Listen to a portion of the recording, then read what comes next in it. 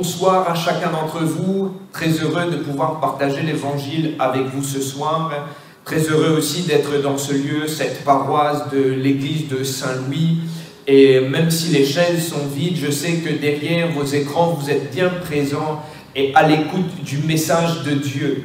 Sans plus attendre, nous allons ouvrir l'évangile et partager un message particulier ce soir, vu que j'aimerais de nouveau vous proposer d'ouvrir la Bible dans une prophétie que Dieu a faite à son peuple Israël.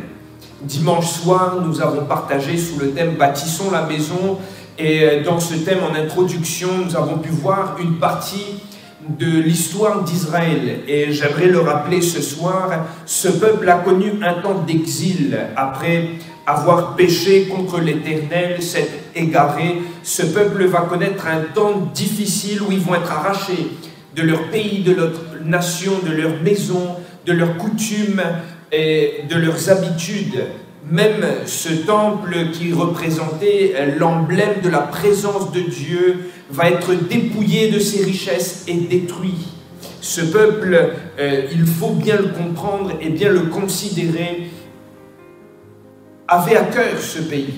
Ce peuple chérissait la nation d'Israël. Rappelez-vous, ce peuple avait été donné par l'Éternel, non pas par un acte notarial, non plus par un homme, mais par Dieu lui-même. À la sortie d'Égypte, Dieu leur avait promis de leur donner ce pays. Et cette nation, ce pays, était cher au cœur d'Israël. C'était aussi Dieu qui avait choisi son peuple depuis Abraham jusqu'à Jacob. Dieu avait conduit toutes choses et les avait choisis. C'est pourquoi ce peuple était attaché à sa nation, à ce pays. Et nous nous retrouvons dans ce contexte de l'exil, un climat difficile où tout semble si loin, tout semble anéanti. Et c'est dans ce climat que nous ouvrons la Bible dans Ézéchiel. C'est dans ce climat que Dieu va amener son prophète à vivre une expérience un peu hors du commun. Expérience hors du commun, mais prophétique pour le peuple d'Israël. Expérience hors du commun, mais parole d'encouragement pour chacun d'entre nous ce soir. Nous allons donc ouvrir la Bible et j'aimerais vous inviter chez vous, si cela était possible, à tourner les pages de votre Bible avec moi. Et nous allons lire dans Ézéchiel au chapitre 37 et nous lirons les 14 premiers versets. Nous faisons la lecture. La main de l'Éternel fut sur moi et l'Éternel me transporta par son esprit et me déposa dans le milieu d'une vallée remplie d'ossements. Il me fit passer auprès d'eux, tout autour, et voici, ils étaient fort nombreux à la surface de la vallée, et ils étaient complètement secs. Il me dit, « Fils de l'homme, ces eaux pourront-ils revivre ?» Je répondis, « Seigneur éternel, tu le sais. » Il me dit, « Prophétise sur ces eaux et dis-leur, ossements desséchés, écoutez la parole de l'Éternel. Ainsi parle le Seigneur, l'Éternel à ces eaux. Voici, je vais faire entrer en vous un esprit, et vous vivrez. Je vous donnerai des nerfs, je vous ferai croître sur vous de la chair, je couvrirai de peau, je mettrai en vous un esprit et vous vivrez. Et vous saurez que je suis l'Éternel. Je prophétisais selon l'ordre que j'avais reçu. Et comme je prophétisais, il y eut un bruit, et voici, il se fit un mouvement, et les os s'approchèrent les uns des autres. Je regardai, et voici, il leur vint des nerfs, la chair crue, et la peau les couvrit par-dessus. Mais il n'y avait point en eux d'esprit. Il me dit, prophétise et parle à l'esprit. Prophétise, fils de l'homme, et dis à l'esprit. Ainsi parle le Seigneur l'Éternel. Esprit, viens des 4 vents, souffle sur ces morts et qu'ils revivent. Je prophétisais selon l'ordre qu'il m'avait donné, et l'esprit entra en eux. Ils reprirent vie, et ils se tinrent sur leurs pieds. C'était une armée nombreuse, très nombreuse. Il me dit, fils de l'homme, ces eaux, c'est toute la maison d'Israël. Voici, ils disent, nos eaux sont desséchées, notre espérance est détruite, nous sommes perdus. Prophétise donc et dis-leur, ainsi parle le Seigneur l'Éternel. Voici, j'ouvrirai vos sépulcres, je vous ferai sortir de vos sépulcres, ô mon peuple, et je vous ramènerai dans le pays d'Israël. Et vous saurez que je suis l'Éternel, lorsque j'ouvrirai vos sépulcres et que je vous ferai sortir de vos sépulcres, ô mon peuple. Je mettrai mon esprit en vous et vous vivrez.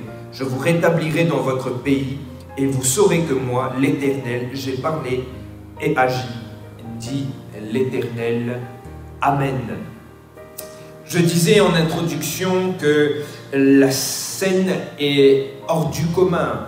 La scène est surprenante et quand nous lisons ce texte dans les 3 premiers versets, Ézéchiel nous dépeint cette scène. Dieu prend son serviteur, l'amène dans une vallée sombre. Une vallée, je le dis, qui sentait la mort parce que dans cette vallée, il y avait d'innombrables ossements. Pas simplement des cadavres, mais des os complètement desséchés, des os où il n'y a plus de chair, il n'y a plus rien. Ces personnes étaient sûrement mortes depuis longtemps. Et dans cette vallée sombre, cette vallée où il n'y a plus de vie, cette vallée où on a l'impression d'être dans un champ de ruines, où il n'y a que chaos, Dieu pose une question tout à fait surprenante à son serviteur. Nous lisons, « Fils de l'homme, ces os pourront-ils revivre ?» Et j'aime bien cette version Semeur qui a traduit la question de l'Éternel par « Fils d'homme, crois-tu que ces ossements revivront ?» Quelle question surprenante de la part de l'Éternel. Crois-tu que ces ossements revivront? Et y a-t-il encore la puissance de la vie dans des ossements desséchés? C'est la question que l'Éternel pose à son serviteur. Et Ézéchiel, face à ce spectacle macabre, face à cette question qui est compliquée, il est peu loquace et il va répondre à l'Éternel sans inventer, sans avoir la réponse juste. Et il va dire à l'Éternel, « Seigneur, tu le sais. » Quelle réponse donner à Dieu face à ce spectacle si surprenant? Ce texte et cette prophétie d'Ézéchiel 37 est complète. Complète parce que si nous voyons des choses qui sont imagées, Dieu nous donne l'explication à la fin du texte. Et nous le voyons que Dieu dit à Ézéchiel que ces ossements ne sont rien d'autre que le peuple d'Israël.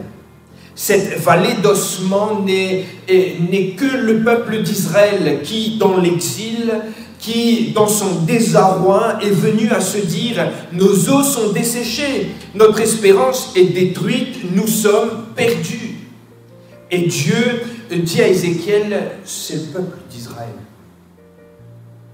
Scène terrible, terrible parce que cet état d'esprit est morose et difficile.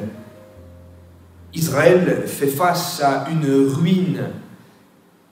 Et je le dis ce soir, que nous aussi en tant qu'hommes, en tant que femmes, il nous arrive parfois de passer par des vallées sombres, des vallées où il y a cette même scène macabre, des vallées où tout semble être des ruines du chaos. Parfois, la ruine est très ciblée parce qu'il s'agit d'un projet, d'une ambition, d'un désir professionnel, financier, familial, je ne sais. Mais tantôt, c'est dans nos projets, nous avions tant espéré, tant projeté, tant investi. Et la réalité, c'est que tout s'écroule. Et nous sommes là, comme Ézéchiel, dans cette vallée, à marcher près des eaux desséchées, autour de ces eaux qui sont sans vie et sans espoir de vie. Tantôt, la ruine frappe à une dimension plus grande. L'échelle de l'impact de la ruine du chaos est beaucoup plus grande parce qu'il s'agit pas simplement d'un projet, pas simplement d'une situation où l'on vit un véritable échec, mais il semblerait que c'est la vie tout entière qui est une ruine. J'ai entendu plusieurs personnes s'exprimer ainsi et de dire « Ma vie est une ruine, ma vie n'est qu'une suite d'échecs, je ne peux plus rien faire, je suis face à ce champ de ruines. » Et le constat est difficile, nous sommes comme ce peuple d'Israël. Et lorsqu'on passe par de telles situations, nous sommes comme ce peuple d'Israël, à dire « mais nos eaux sont desséchées, notre espérance est détruite ».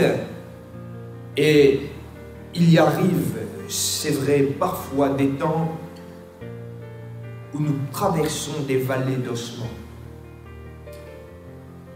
Mais mon ami, mon frère, ma sœur, toi qui m'écoutes ce soir, j'aimerais te dire qu'il y a là une parole d'encouragement. Remarquons-le, c'est dans cette vallée d'ossements que Dieu se révèle à Ézéchiel en lui disant « Crois-tu que de ces eaux peuvent renaître la vie? Crois-tu que ces eaux revivront ?» C'est dans cette vallée où il n'y a que ruines que Dieu questionne son serviteur, que Dieu invite Ézéchiel à réfléchir sur la capacité de Dieu à faire renaître de la ruine quelque chose de bon. Et je remarque que c'est au moment où Israël est peut-être au plus bas tombé, c'est au moment où Israël est au plus profond de son désarroi que Dieu entend son cri et que Dieu se met à agir, que Dieu parle au travers de cette prophétie. Et cette parole est aussi une parole pour ta situation. Crois-tu que Dieu est capable de faire revivre ce qui est en ruine dans ta vie? Crois-tu que Dieu puisse agir là où tu as perdu tout espoir de restauration? Je crois, comme cela a été le cas pour le peuple d'Israël, Dieu en est capable. Alléluia. Dieu est capable de faire renaître des ruines quelque chose de bon. Et c'est ce que le peuple d'Israël va vivre et va connaître. Et c'est ce qu'Ézéchiel, précisément dans cette prophétie, va voir de ses yeux. Je le disais, justement, Dieu va agir dans cette vallée d'ossements. Pas simplement parler, mais Dieu va agir. Et nous le voyons, Dieu va demander à son serviteur de prophétiser sur ces eaux. Dans cette vallée où il n'y a que ruines, Dieu demande à Ézéchiel de parler à ces eaux. Dieu annonce qu'il donnera à nouveau des nerfs, qu'il fera croître la chair, qu'il les couvrira de peau et qu'il mettra en eux un esprit afin qu'ils vivent. Et là, Ézéchiel, fort de cette parole de Dieu et respectant ce que Dieu lui demande de faire, il se met à parler.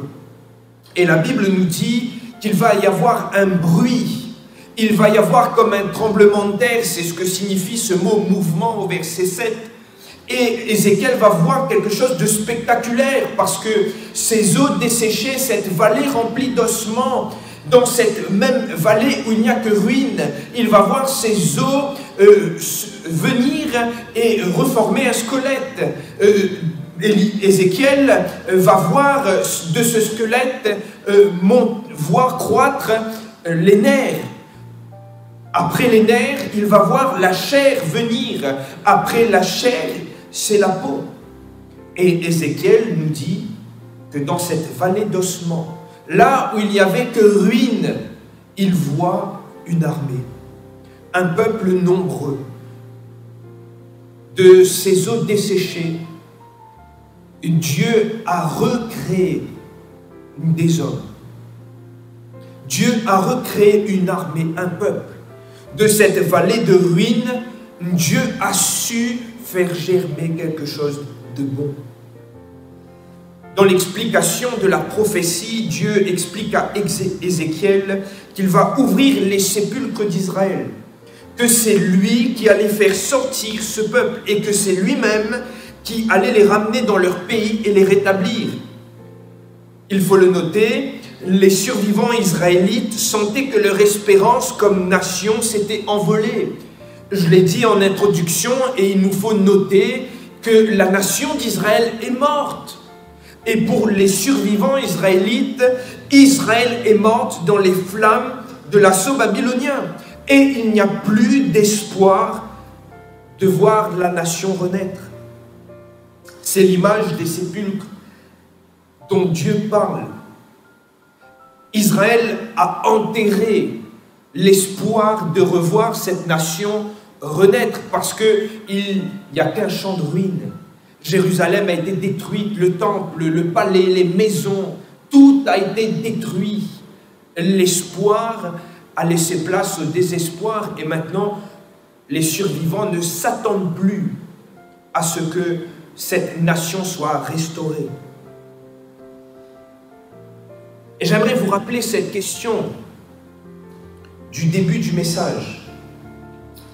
Crois-tu que ces ossements revivront?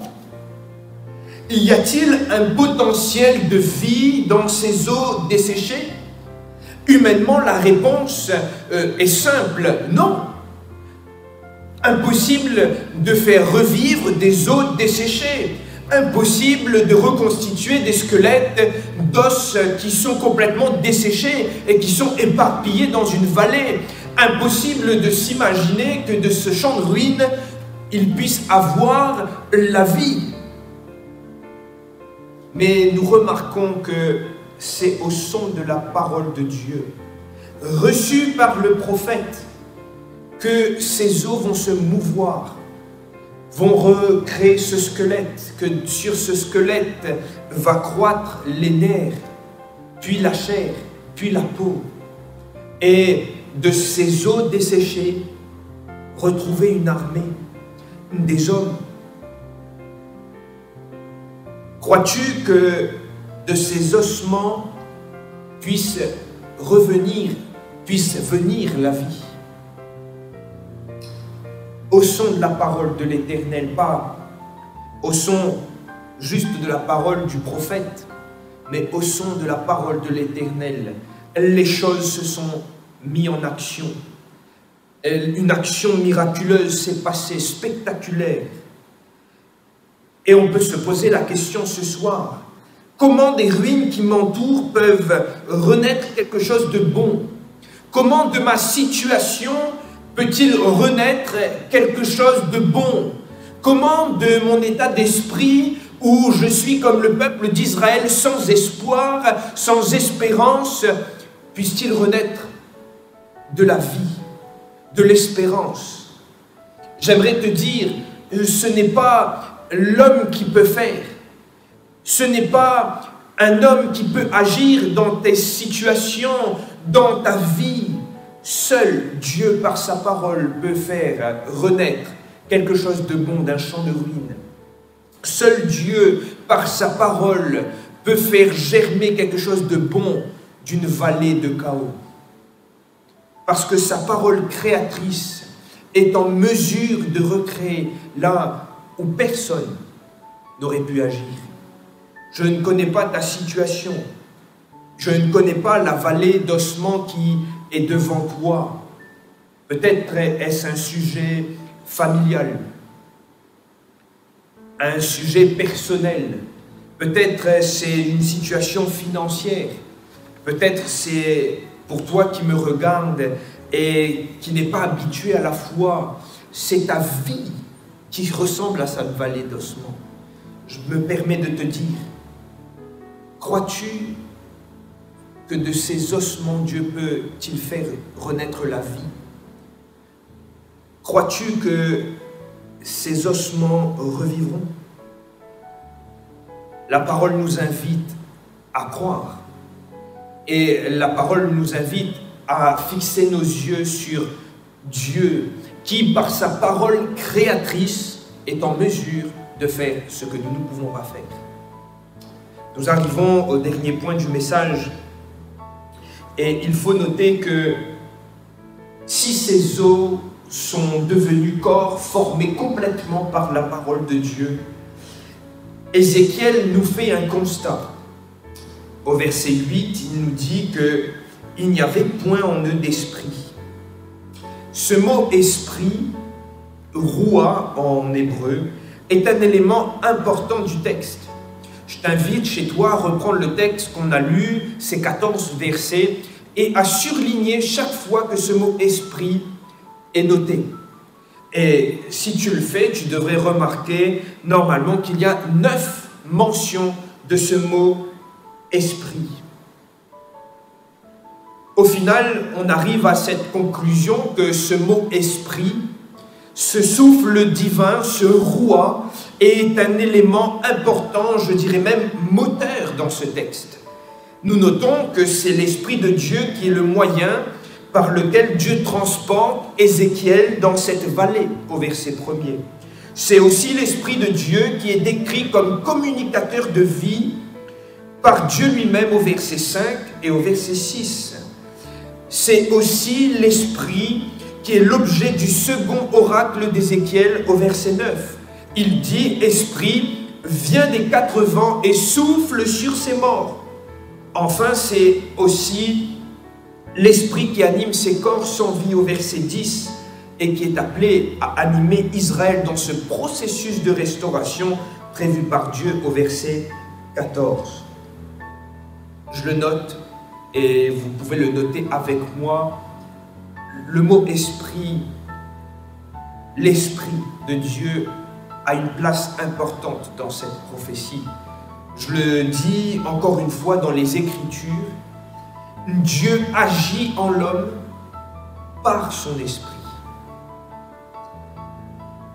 Et voilà la réponse pour chacun d'entre nous. Comment ranimer la vie dans une personne qui est au milieu des ruines? Comment communiquer la vie alors qu'on est face à des ossements desséchés, à un champ de ruines, à un champ où il n'y a que chaos? Comment Dieu va-t-il se mouvoir en nous afin de nous amener dans son plan merveilleux de construction ou de reconstruction? La réponse, c'est par son esprit.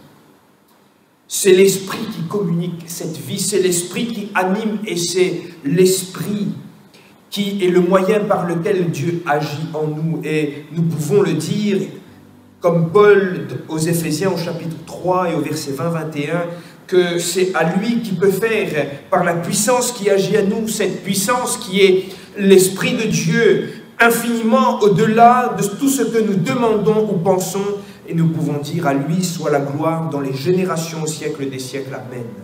Alléluia. Cette vallée d'ossements desséchés a été un lieu où les choses se sont mises à changer par la parole de Dieu et animées par l'Esprit de Dieu. Mon frère, ma sœur, cher ami, je sais que le message que je prêche ce soir s'adresse sûrement à quelques personnes dans des situations précises. Je sais qu'en prêchant ce soir, je m'adresse à des personnes qui connaissent ces temps, qui connaissent des temps où il y a comme de la ruine par rapport à une situation précise ou par rapport à ta vie. Mais je crois que Dieu parle tantôt d'une manière et tantôt d'une autre. Je crois que Dieu sait ce dont tu as besoin. Et je crois que Dieu savait que tu allais regarder cette vidéo, ce court message. Dieu savait ce dont tu avais besoin. Et je te dis, toi qui es face à cette vallée d'ossements desséchés, lieu de ruine, lieu d'échec, la question est pour toi, crois-tu que Dieu puisse agir dans ta situation? L'invitation de ce soir est pour toi particulièrement, c'est de croire que Dieu peut agir. C'est de croire, comme je l'ai dit, que Dieu entend le cri de son peuple, entend le cri de celui qui est malheureux face à ce champ de ruines. Et que là où il y a la ruine, là où il y a des impossibilités humaines, là où on a jeté l'éponge, là où on ne peut plus rien faire, Dieu, par sa parole créatrice, peut recréer, peut faire croître.